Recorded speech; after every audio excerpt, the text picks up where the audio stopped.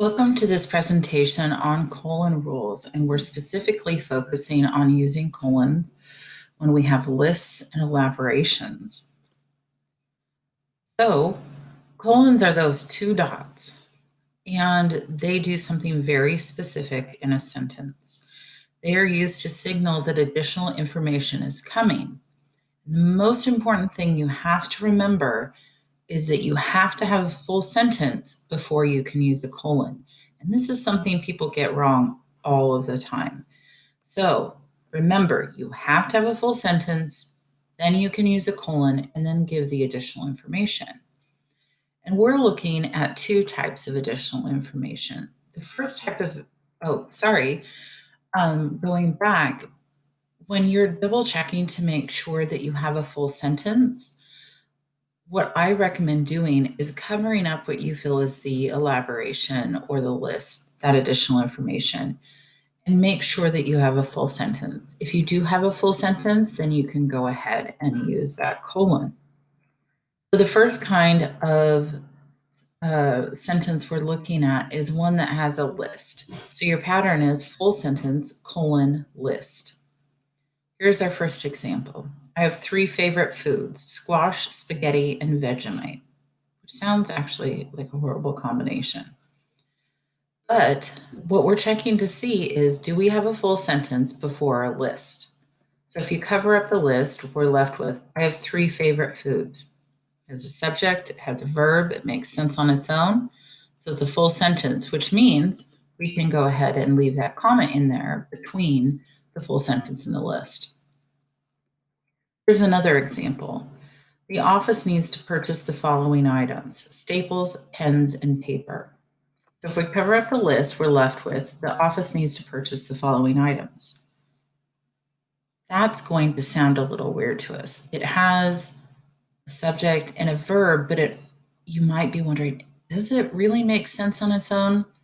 And this is one of those cases where you have to just train yourself to know that when you have a subject and a verb and it ends in the following items, the following things, it really is a full sentence.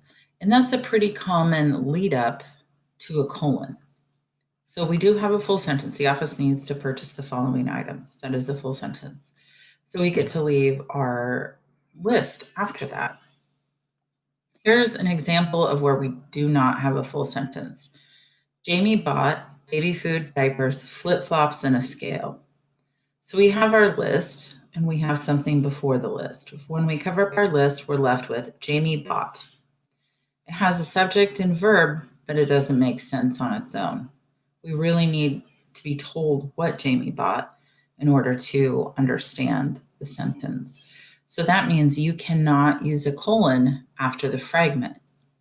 And in the exercises in the quiz, I will be checking to see if you can tell if there is a fragment or a full sentence before the list. So that's pattern 1.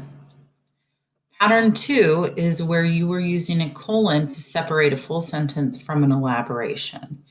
An elaboration is essentially additional information about what just was stated.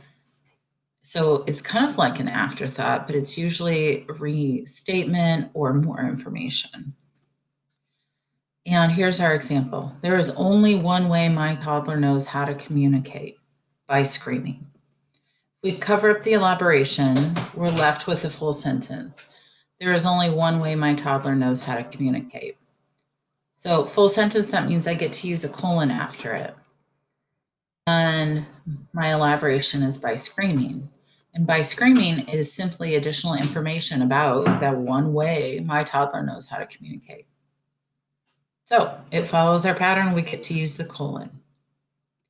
Now it's time for you to try the exercises and make sure you're watching to see if you have a full sentence before the elaboration or before the list.